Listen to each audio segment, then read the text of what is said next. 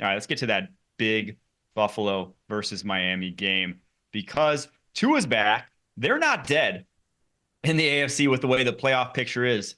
But Josh Allen owns this Miami Dolphins team over the course of his career. He's 12-2 against them, 42 touchdowns over the course of his career. You saw it Jeez. in week 2 in that game that Tua did get injured.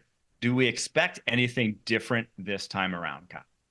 Hey, look, this Miami Dolphins team needs a couple of these balls to bounce in a non-Josh Allen way. Yes, he's got one interception on the year, but he's got a couple turnover-worthy throws. And when you take a look at this Miami Buffalo game from early in the season, obviously it wasn't very pretty with Tua Tagovailoa going out, the turnovers that happened. It ended up being a blowout.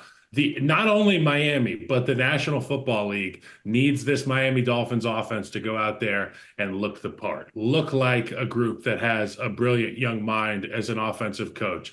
Looks like they have a quarterback that can process and deliver the football to guys in stride and allow for these yards after catch opportunities for those freak shows they have at the receiver position. I, more than anyone else, wants this to be a super tight game and an explosive, high flying affair. But at the end of the day, you and I both know it's going to be the Buffalo Bills and Josh Allen, that offensive line running at will with James Cook behind him. That's going to be the story of the game. At the end of the day, Josh Allen is part of the class of the NFL at the quarterback position. And it just, doesn't matter who you have at quarterback. I don't care if it's Skylar Thompson, Snoop Huntley, Tua Tagovailoa, or Dan Marino. You're going to have to go play against Josh Allen. I don't think it bodes well for the Dolphins, but I will say this. If they want their season to turn around at all, they're going to need to go and punch the Bills in the mouth, Mike. I just don't see it happening. Unfortunately, I wish it. I mean, I think this Dolphins offense will be better. I think they will put points on the scoreboard, but I don't see them stopping the Bills. I think the Can't stop Bills them. post post Amari Cooper trade and what he brought to the table, just basically being one route winner because they didn't have that before. They didn't have that one guy where it's third down, 3rd and 6, you see man coverage, auto go to him, right? There was no That's my one guy. on that Yep. receiving core. Now there is. Amari Cooper is that. And it kind of has this knock-on effect to where, usually you match up your best corner versus best wide receiver. Well, now your best corner is on Amari Cooper, but that now means like Keon Coleman's getting a more favorable matchup. Khalil Shakir is getting a more favorable matchup. These guys can maybe win against the third corner when they weren't winning against the second and first corner. So I do think that this Bills offense is just too much to stop. And Sean McDermott seemingly has Tua and Mike McDaniel's number. Like every single time, it seems like he knows exactly what to do to put a cap on this Dolphins offense. So as much as I want to see Tua out there playing good football, and it was great to see him back last week, it's a buzzsaw this week, unfortunately. This is not the team that I think he gets it done against. And hey, look, the Miami Dolphins are going to have to take some chances defensively. If they're going to want to try to make this a close game, they're going to have to steal some possessions. I talked about the turnover worthy plays that haven't come to fruition for the Bills offense. And you and I both know it. Josh Allen's numbers are really good, but it doesn't tell the whole story. If I'm the Dolphins, I'm looking for those tips and overthrows. I'm looking to add some second level pressure, getting Josh Allen's face early. But even then, even still, Josh Allen is the guy that's 6'6", 260 pounds, that can shrug off a green dog blitzer at the drop of a hat. You better come with a damn good plan, and I would recommend bringing two instead of one, Mike.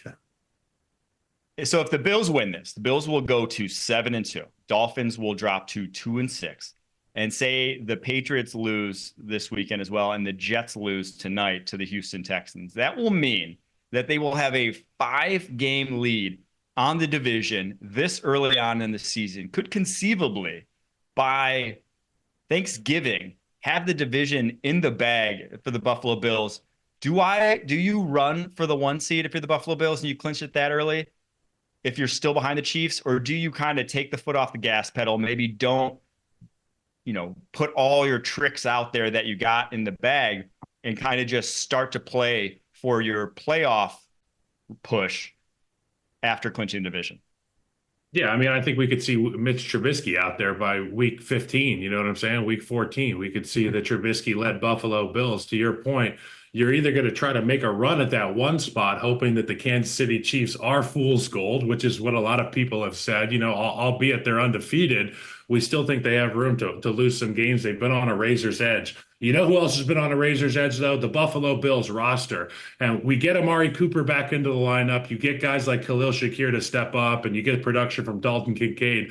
But if one of those guys goes down, as you and I both know, that's kind of that house of cards situation. So you want to protect the guys on your roster. That's the reason I didn't have them in the top 5 legit Super Bowl contenders at the beginning of the year. But now they're starting to play like it. They've added some pieces. You get the inexperienced guys stepping up for Josh Allen. But look, I want to protect those guys because we're playing really well right now. We can win with this group here. If we lose any of these guys, I'm not sure we have the same strength.